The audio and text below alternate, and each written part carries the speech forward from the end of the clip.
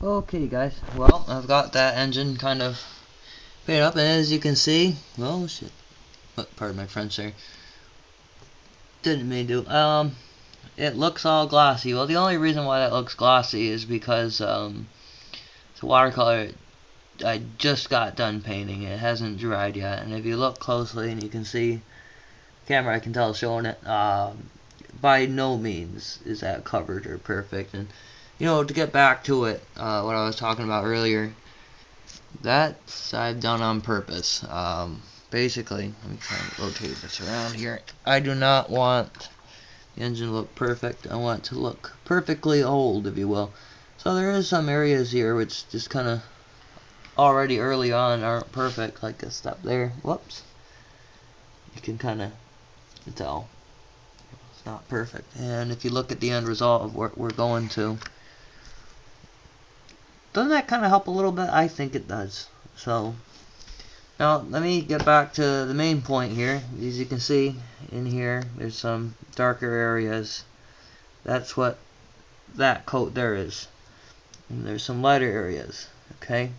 Now there's a technique to getting this to fill in differently here, and I'm going to show you that. It's with using the brush and good old fingertips and everything. And what your end result is that right color there that I showed you in that picture before.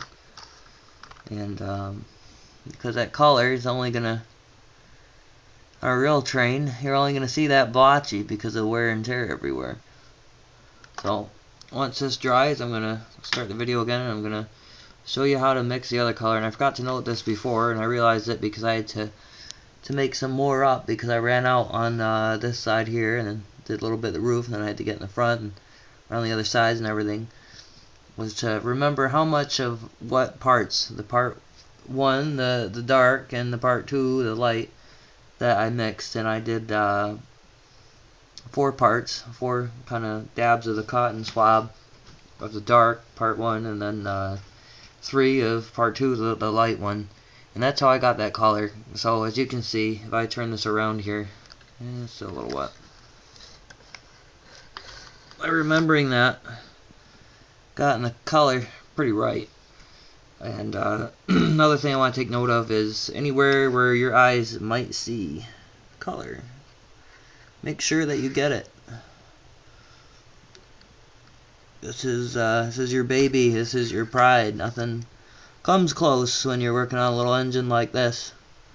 But you don't want, oh, look, a black area. Oh, I forgot that. Don't worry about it. Oh, they're not going to take it seriously when you go to show it off to another train fan. Especially if you're trying to show what can be done versus going out and just buying it. I mean, there's a lot of people that just want to go buy it and have it look right. Well, they can do that, sure, but they'll never have the love, pride, and joy as doing it yourself for the skills. But I'm going to pause it here and then get the other ones ready to go to get mixed up.